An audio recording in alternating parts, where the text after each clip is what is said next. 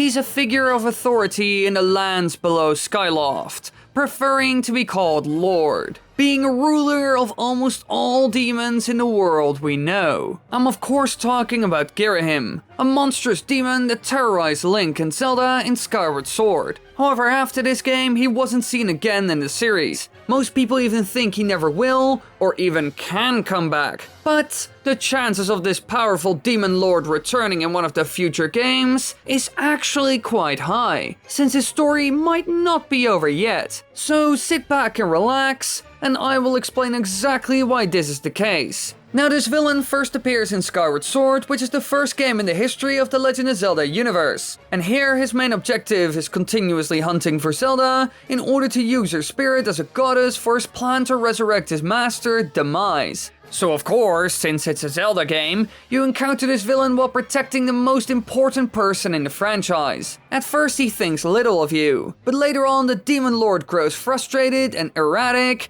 as he realizes the young hero Link is an obstacle to his plans. And so you battle it out in the game multiple times. Link even ends up getting the whole triforce together in the game, using it to get rid of Demise. However, Ghirahim ends up using time travel to solve this whole problem and tries to summon his master in a different timeline. He does so at the well-known Sealed Grounds, my least favorite place in the game. And to slow you down so you can't stop him, he summons a horde of monsters. When you finally manage to defeat the onslaught of enemies, you face Ghirahim in battle one last time in his final form even. After a lengthy battle with him, where you constantly try to attack the vulnerable jewel in his chest, it finally ends. But not in a good way. The imprisoned begins to absorb Zelda's soul and eventually transforms into the Demon King himself. Ghirahim then welcomes back his master, but Demise pulls a dark sword out of Ghirahim and seals his entity within the weapon. After this you fight him and of course defeat Demise, which starts the whole cycle of Link, Zelda and Demise's reincarnation, Ganondorf, being reborn over and over and over. But at the end we see that the sword known as Ghirahim sort of dissolves and is never seen again as far as we know, which is very strange to say the least. However, there's a bit of a plot hole here when you think about it, which could give Nintendo a bunch of new options if they actually went with it. Because, like I said before, Ghirahim used time travel in this instance, and a completely different timeline to bring back Demise to the world of Hyrule. He did this because he was unsuccessful in reaching Zelda in time. Link already obtained the Triforce and destroyed Demise with it for good.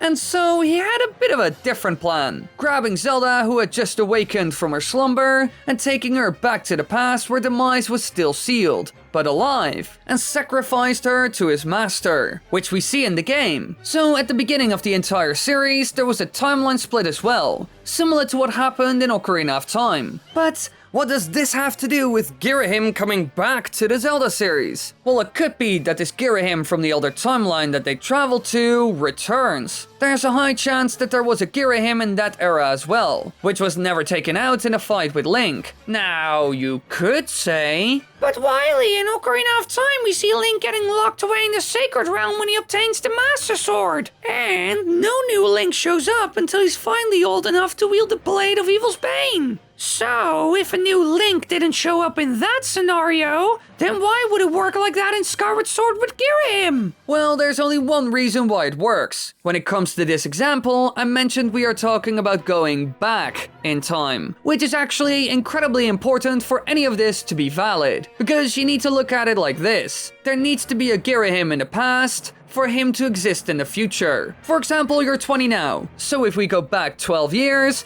then we would come across an 8-year-old you, which in time would become you at the age of 20. We see the same stuff in a movie like Back to the Future, where the main man Marty McFly even comes across his parents as teenagers. So when you go back in time like that, you can always come across yourself at a younger age, or anyone else for that matter. So this is probably the case with Ghirahim as well, although this depends on when he was created of course. But when you think about it, that must have been before Demise was even sealed away, since he was the Demon King's sword after all. And when you really think about it all, the Zelda timeline doesn't make sense if this is the case. Because in the adult era, but there's no Link at the end, which becomes problematic later on. The reason why that's the case is because Link at the end of Ocarina of Time went back to his childhood to have some sort of normal life and actually grow up. And since all of that did happen, an adult Link would be around during the time of Ganondorf's attack, before the events of the Wind Waker. You know, the part where the whole world flooded because there was no hero? When you think about it, there should have been a hero. Well, this would make sense at least. But I will save all of that for another video. However, one thing that's certain is that there is probably a second Ghirahim, a younger version of himself in the past. Now at the end of the game, Impa promises Zelda that even though she will destroy the Gate of Time, they will meet again. And so Zelda gives Impa one of the bracelets that she had been wearing throughout most of the game before she, Link and Groose return to their own time.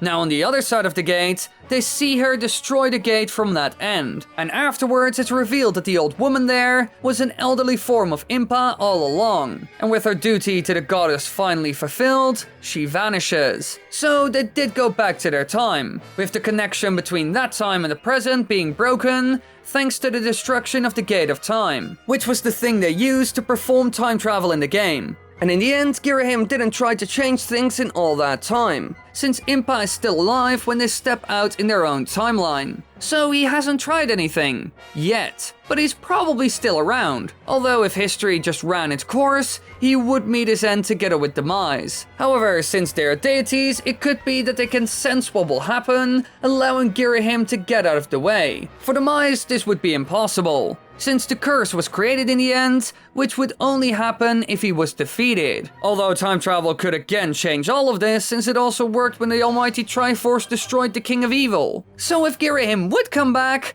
then what could he possibly do? He was seen at the very beginning of the series, so he could pop up at any point in the timeline. Thanks to this, figuring out when or how he will appear is not that important. He's a deity, so dying of old age is probably not part of the package. So he can wait for a long time until the perfect moment arrives. However, we are talking about two different timelines. One where the Triforce destroyed Demise, and another where he came back and Link took care of it all. So he could make a move in either of the two worlds. But what would his plan be then? Well, he actually has two options when it comes to this. One of those is trying to bring back Demise once again. Sure, he might have been defeated in two timelines, but there's also one artifact in the series that could make anything happen. Now that I think about it, Nintendo probably introduced it so they could do anything with the games using that thing as an excuse. The Triforce. This magical item was built by the most powerful gods that created the entire universe, and can basically grant any wish, big or small, good or evil. So if he would look for all the pieces and collect them, which would lead him to Ganondorf, Link, and Zelda at some point, then he could bring back his master. Maybe in an even more powerful state, since the Triforce could give him another boost to his power, making Demise an even bigger threat. So that's one thing that could happen, and a game based around this would probably be similar to Skyward Sword in a way,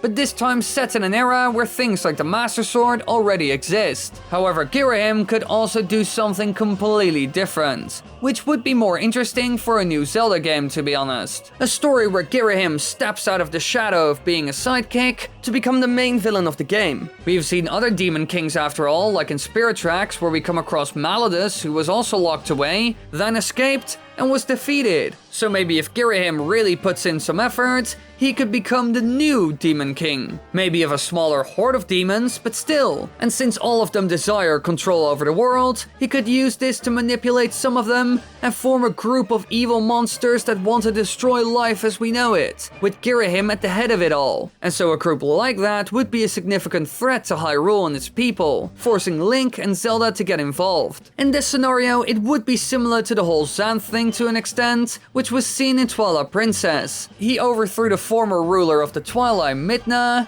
and changed the rest of the people into shadow beasts and proclaimed himself as the King of Twilight. And then he just invaded the country and even Hyrule Castle, giving Princess Zelda the choice of surrendering or facing the annihilation of Hyrule's inhabitants. Now if Ghirahim really started his own little club with a bunch of demons and him as the leader of it all, it could end in a similar way. Even if they aren't with that many, they could use guerrilla warfare tactics. sabotaging all kinds of things in the world of Hyrule. And so the game would be based around taking down this little circle of bad guys, with Ghirahim being the final challenge. Or Ganondorf.